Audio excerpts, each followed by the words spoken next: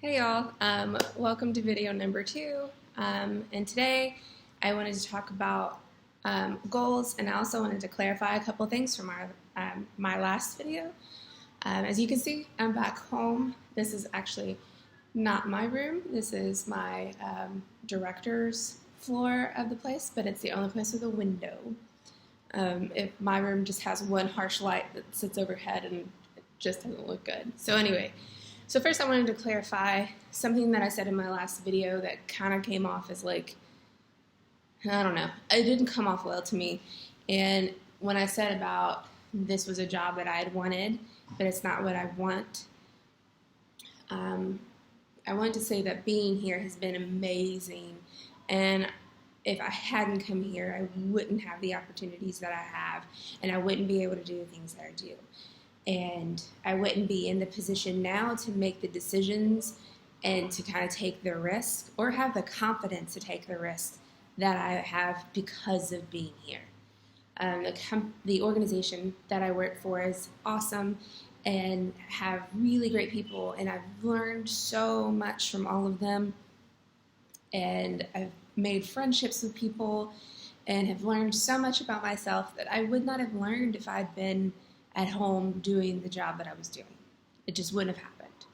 And so sometimes you get the things that you ask for, and it's what you thought that you really wanted, and it's just not anymore. But that doesn't mean that the experience is wrong, or that I'm upset with anything that's happened, or that I've hated being here. And I'm really glad that the decision was made to kind of push my position towards a more Khmer-run staff, because I think I just would have stayed because it was comfortable and with what I'd known, and I thought maybe if I'd been here a little bit longer or something, I would have, I don't know, it would have been what I want again. But, you know, things just work out the way that they work out, and I'm glad that it worked out the way that it has. So anyway, back to the goals of what this channel is going to be about.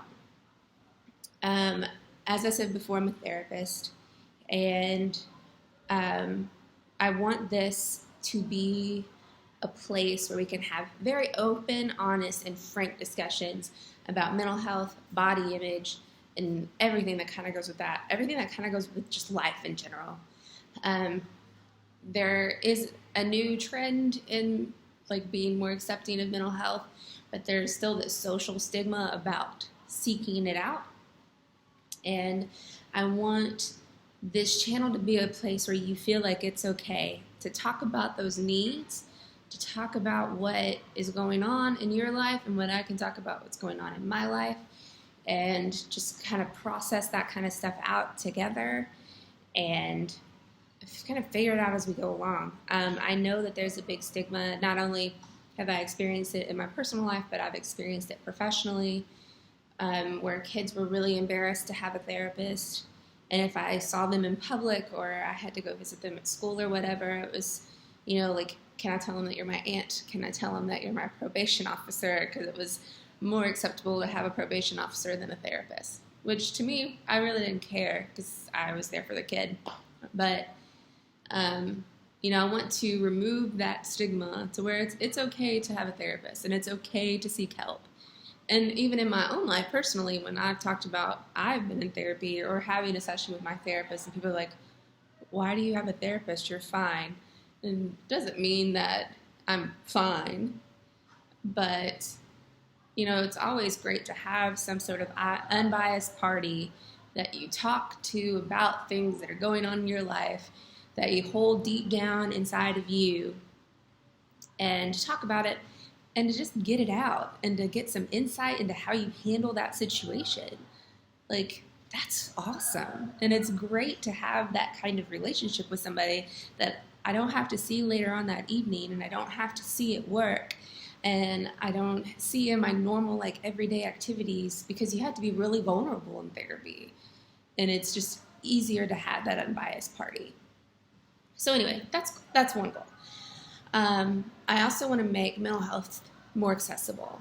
I've worked with a lot of different kids who would come would drive 2 hours to come to a group that I held once a month because it was the only thing close enough for them to get help. And the internet is everywhere. We're living in the internet right now.